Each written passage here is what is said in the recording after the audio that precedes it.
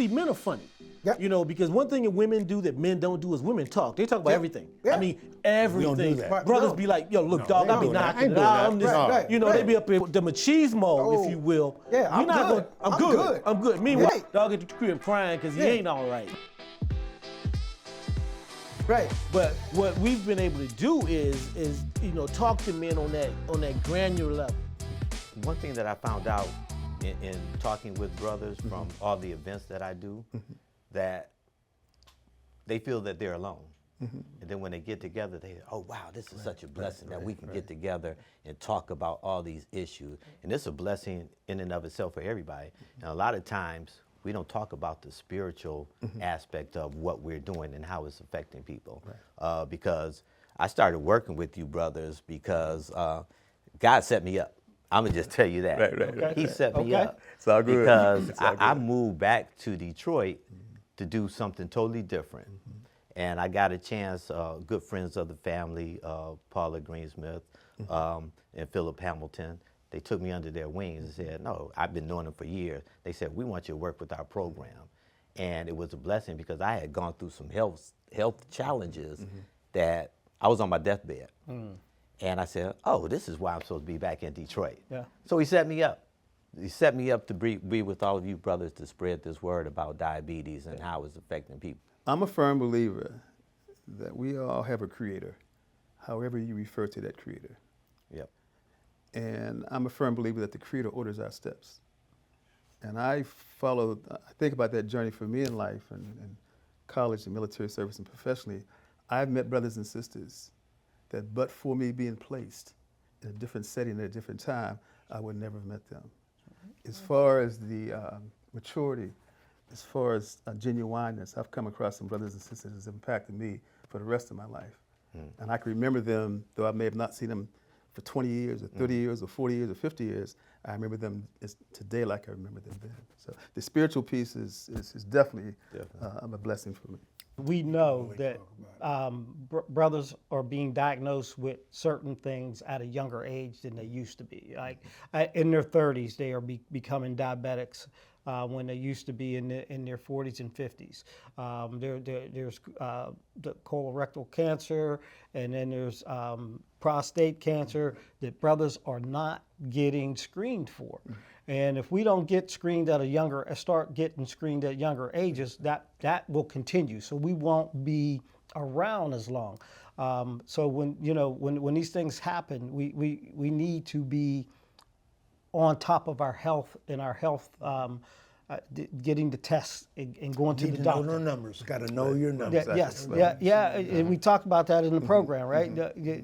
Get to know your baseline so that you know what you need to do to improve your chances of hanging around and improve your quality of life while you're here. I think that's one of the biggest things that I picked up in the program is quality of life. I'm through the changes I've made in my lifestyle, I'm a better person, right? I feel better. You look good. Well, thank you. Right. I feel good. I didn't know who you were when I walked in there last night. I said, look at man over there. But the important part, right, is feeling good physically and feeling good mentally, right? Because I know I'm doing the right thing. I'm going to be around for my family as long as I can possibly be because I'm doing the right thing. One of the things when I talk to especially some of the younger brothers, they're reluctant to still go to the doctor, to still have that test, to do those testing things. And I think that's what is a key factor in keeping our longevity shorter.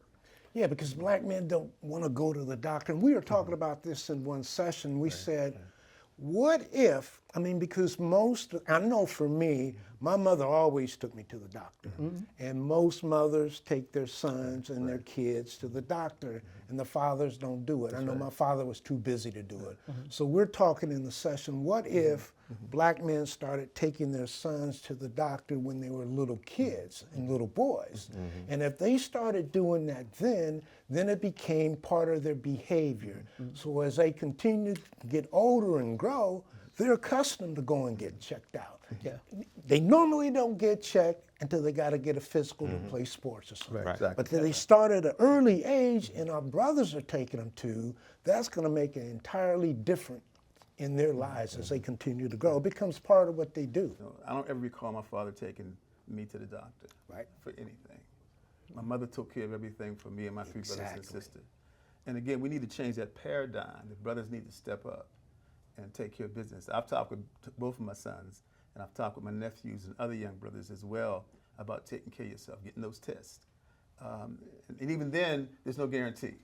You get the test, get these results, but there's no guarantee that you're going to live a long life. But if you go ahead and take care of business, get that test, and the doctor is able to identify certain things, he can deal with it, address it up front. Right. The proper medication, the proper change in nutrition, et cetera. Let me talk about mental health for a moment. I've been studying and looking at it, not a deep dive, but I've been studying black male suicide since I was a teenager, back to the 60s. I read an article, they either focused on Washington, D.C. or New York City, and he talked about black male suicides then. I was about 16 or 17. I've been adversely impacted by several suicides. Mental health is real. It's real. And oftentimes, we as black men, we just say, we poo-poo it. Yeah, We do. It's not an issue. I got some challenges. I can deal with it myself, but I need some therapy. I need some support, et cetera. So mental health is critical. And we've talked about mental health with one In of the our men's with our- room. with- in our men's Yeah, room, on our modules. remember Unpack Your Baggage? Exactly. Remember that? Exactly. Remember that Exactly. session we talked about that? anxiety. We talked about stress. We talked and the impact it'll have on your health. So Will, you're talking about mental health, and we're talking about the session, if you remember, Unpack Your Baggage. Yes. Just an incredible discussion about mental health and what brothers go through. So I don't know if you recall some of those conversations, but Yeah, I remember one specifically when I was struggling with my diabetes. My numbers were going up, and I was under a great deal of stress at work, right? The work pressures. And I got my doctor's office, and I said, maybe it's just the stress I'm under that's causing my diabetes to go up. And this doctor, this white doctor, told me, no, stress has nothing to do with it.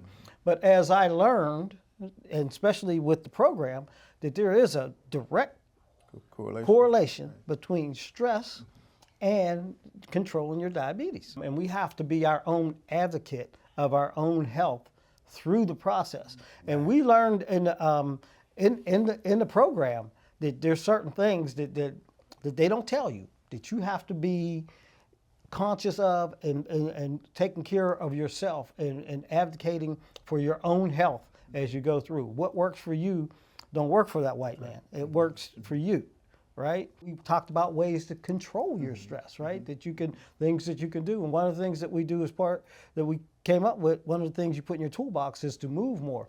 So if you get better exercise and you move more, then that stress, you're able to work that stress off. We talked about some other things that help you with your stress, that bring a smile to your face. I mean, again, laughter is a good stress reliever, right? If you laugh, you feel better, right? Exactly. So it's good. That's why I love opening up in the groups. We all just that camaraderie. Everybody's up. laughing You and cut joking. up. Right, we cut up. We cut up. Especially when you got me trying to sing.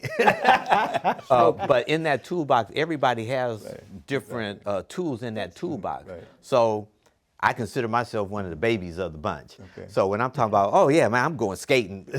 I'm like, skating? But that's in my toolbox. Right, exactly. Right. The younger brothers can come in and pick up on that. And then the older brothers, I'm into golf now, so I got to walk. I can't, I'm riding the cars and they talking about walking. I'm like, okay, but that's my toolbox. Yes. Another thing that I've gotten is this tracking system that you have the booklet now that every morning I have to weigh myself. I have to measure myself. So how much am I going to eat today? What am I going to do to make sure I maintain Right, it? exactly. Because I'm maintaining it, and I have to keep up. so the one incredible thing that both of you have done is tracking your food, your weight, and your physical activity a week. And you've done a great job, Van, because you print the participant guide out every week, and you've created your own notebook. And I remember, when you went to the doctor, you took the notebook with you. Yes. and you showed them. Tell me about that. You took the notebook with you, and you showed your doctor what you were doing. So I talked to the doctor about what the program was and things, and shared my baseline of where I was and what my goals were, right? And so to lose a certain amount of weight over a 6-month period, and I've totally exceeded that. One of the things that I think the doctor was impressed with the curriculum of the program, where we talk as a holistic, right, about we start talking about food and shopping and preparation of the food and portion control and all those kind of things within the program, right? So we talked about how you do that. We talk about how you do that in your family situation. I have grandkids, and they like stuff that I shouldn't eat, right? So you have to figure out how you get the whole family involved. Shopping and cooking healthy Yes. food. Yeah, Black so men. and then it was the tracking, right? The tracking was important. So one of the things I do every morning when I work out is I write down what I do, how much, and I work out every morning before my day gets started, because for me, that works. If I try to say I'm gonna work out in the evening, something's gonna get in the way. There's gonna be some dinner or some kids activity. The grandkids are having a program or something like that that's going to get in the way of the workout. So if I get up in the morning and do the workout before I do anything else, it works, and it's been very consistent. I have not missed too many days since November where I did not do something. And I track it, and it works out. And then you get it into a manual. You get it into the coach. Yeah. So I mean, and the other piece And is you guys talk about it. That's the great thing. the camaraderie amongst the guys in the men's room, where you start talking about what you're doing and where you're at, and what's your triggers, and what works for you and what doesn't work for you. Those things, being able to share those with a group of guys, right? And they come back with some suggestions and things that are working for them that maybe you want to try. Sometimes when you're with a group of brothers, somebody says something from left field. Right. And I don't get that with the men's room, right? Everybody is talking normal, so to say, right? They're talking about things that make sense. And it's really good. My tracking is not as robust as Brother Van, but I track here. First of all, every day I try to weigh myself in the morning. If I miss the morning or somewhere during the day, I try to weigh myself. Secondarily, I track my steps. Yes. Third, I track the flights and then also I track the miles. Flights of steps. Flights of steps. Stairs. And so what I do is I take this here information, and from Thursday to the end of the following Wednesday, I calculate it total, and then I send it to Van. And so Van has all of my markings, all of my reporting. In the coach. Exactly. One thing I want to mention so we don't forget that's important is we also can track our cholesterol, and we can also track our calories that we've used. Yeah, we talk about calories, Exactly. the amount of calories that we eat. One thing as we in this conversation is that this group, like we mentioned before, is the catalyst, because it's helping me go out and promote what we're doing to all the other men that are out there that need this. And it's, like I said before, it's just a blessing being able to talk with you guys, to break bread with all of you. It's good seeing you guys again, even though we're in different cities and states right now. We have 4 more groups, and we're continuing to grow with that only because of you guys. And so, it's just a blessing, just getting to know all of you at this point. No, I mean, you brothers have changed your lifestyle, you changed your behavior, you've become healthier black men. It's rolled over, it's a spillover effect to your family, the churches, communities. You're taking it out there now. Yep. And people are seeing you, and they want to know what's going on. Yeah. So I just want to commend you guys and thank you for that. Men's Room.